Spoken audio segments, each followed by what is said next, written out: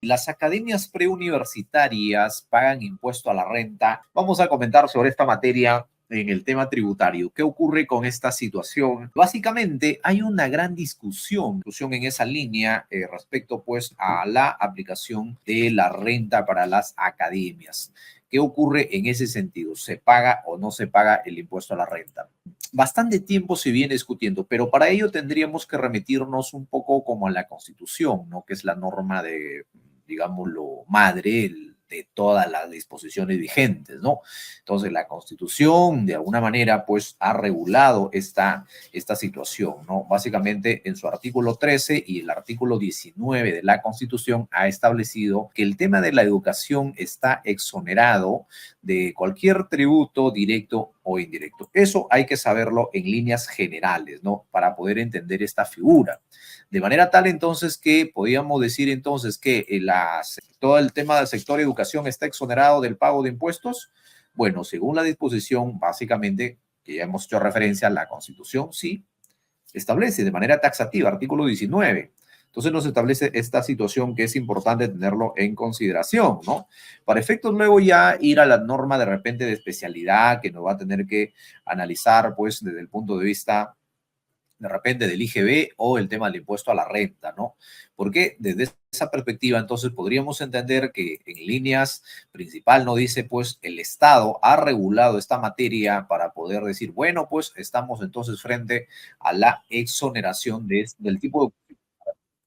Ok, entonces estamos en esa línea analizando. ¿Por qué? Porque vuelvo recalco, entonces si analizamos que una norma constitucional ha previsto que está exonerado la educación, porque lo que pretende es básicamente todas las personas de las diferentes, digámoslo, campos puedan entrar pues a la formación, ¿no? Entonces en esa línea la educación pues se da la prioridad, se da la prioridad. Por ello es que no hará, por ahí hay una discusión, por ejemplo, ¿no? Entonces, a ver, el tema, ¿deberían en las universidades grabar el IGB si llevan todo el dinero, toda la parte exonerada? Sí, pues el problema básicamente en esa línea, lo que ocurre entonces es que si las universidades o sale una disposición en todo caso que grave el tema de la, digamos, la parte del IGB, entonces las tarifas lo que van a hacer pues se van a aumentar, ¿no? Van a aumentar en esa línea y la verdad no tendríamos en todo caso el acceso pues a la educación como debería ser, ¿no? Como lo tenemos actualmente, tanto para el sector público y el sector privado, ¿no? Entonces esa sería la discusión que tendríamos que entrar a analizar. Pero ahora, ¿qué pasa con estos centros, digámoslo, preuniversitarios, ¿no?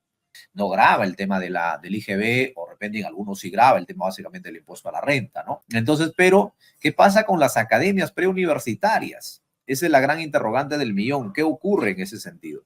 Entonces, para analizar ese tema, vuelvo a recalco, ya el Tribunal Fiscal, bueno, empezando por la SUNAT, claro, claro está, ¿no? Empezando por la SUNAT, ha habido mucha discusión sobre el tema de la exoneración del impuesto a la renta para las academias preuniversitarias. Y esto ya lo sabemos, pues, ¿no? Ha habido bastante discusión en esa línea. Entonces, el Tribunal Fiscal ha dicho, bueno, sí, pues ahí no hay una situación que de repente pues esté de acuerdo a las disposiciones vigentes para efectos de poder decir, bueno, pues están exonerados, están comprendidos dentro de la normativa que es de especialidad, pues, ¿no?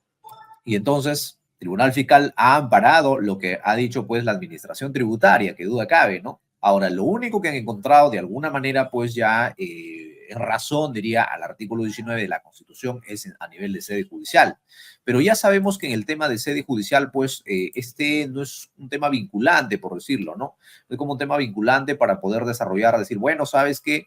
Entonces, digámoslo, vamos a seguir lo que dice el tribunal, digámoslo, fiscal por aplicación del 154, ¿no? Que a veces las disposiciones, pues, en esa línea, de alguna manera, pues, son vinculantes, observancia obligatoria para, digámoslo, sede de la administración tributaria, ¿no?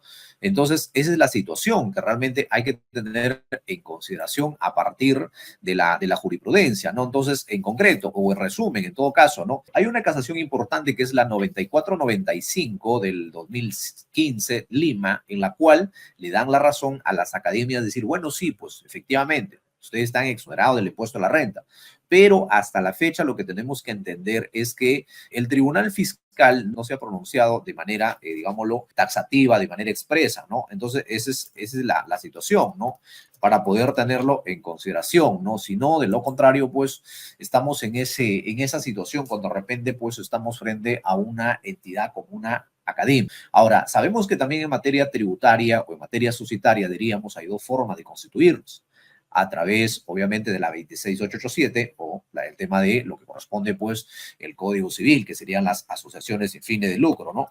Entonces, estamos en esa situación, ¿no? Básicamente que tenemos los caminos para poder seguir y de esa manera, pues, tratar de poder adecuarnos bajo los argumentos que existen, pues el tema, naturalmente, pues de las dos formas, porque si yo voy por la 26887 significa que estoy bajo la Ley General de Sociedades, entonces estoy básicamente en un ámbito privado con unos fines lucrativos, ¿no? Ahora, si yo voy por una asociación sin fines de lucro, entonces estaría yendo por el Código Civil, lo cual estoy direccionando, pues, que esta persona jurídica no va a tener o no tiene, mejor dicho, ánimos lucrativos, sino simplemente lo quería, pues, es en esa línea y directo diría, bueno, vamos para el impuesto a la renta, solicitar de acuerdo al artículo 19 de la ley de impuesto a la renta. Y eso es lo que va a ocurrir. Entonces, ¿pero qué es lo que pasa en un procedimiento de fiscalización? Básicamente, la SUNAT va a decir, bueno, pues tú como Academia Preuniversitaria no calzas en este supuesto. Entonces, ahí viene el problema, ¿no? Ahí viene el problema, ahí viene la situación, ¿no? Porque tú no estás con una autorización por parte del Ministerio de Educación o no tienes la calidad de repente de primaria, inicial, primaria, secundaria, universidad,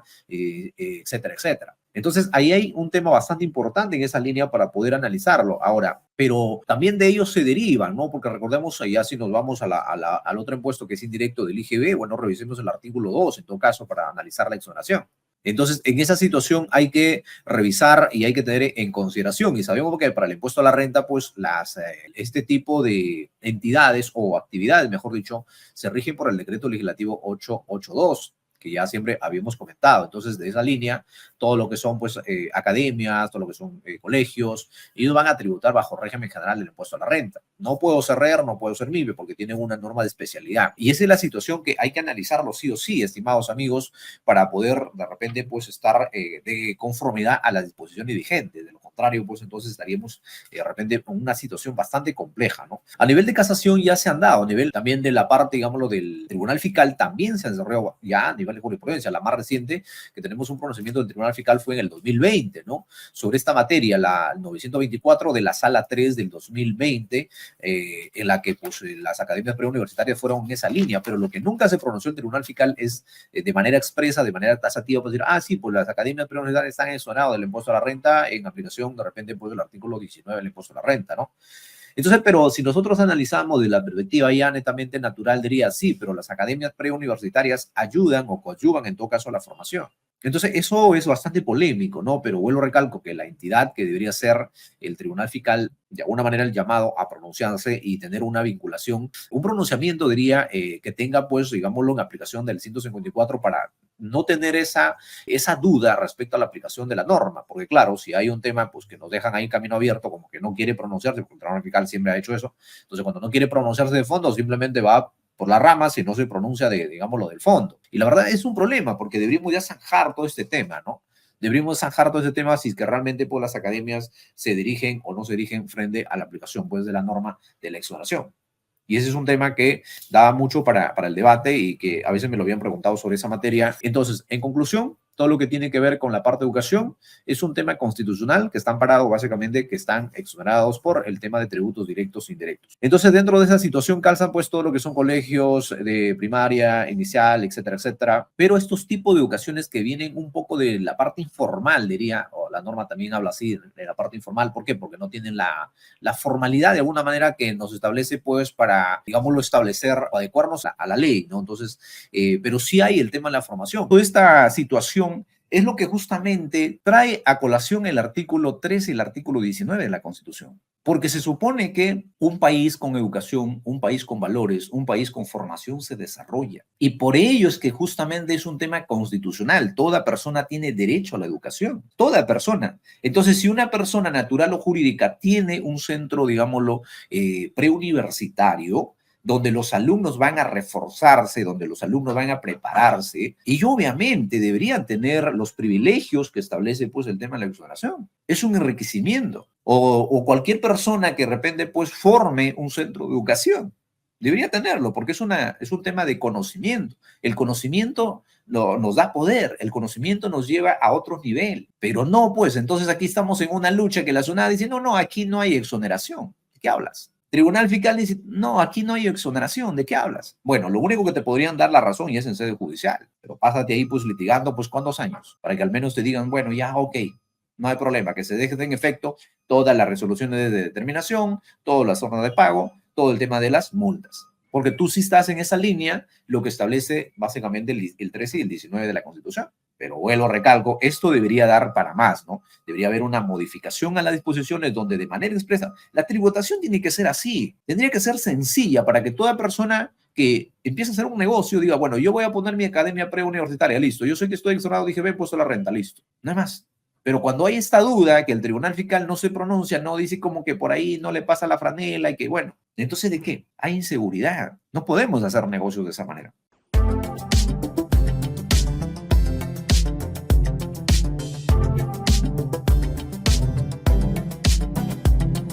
Suscríbete a nuestro canal de YouTube, es gratis, así no te pierdes ningún programa, porque serás notificado cuando salimos al aire.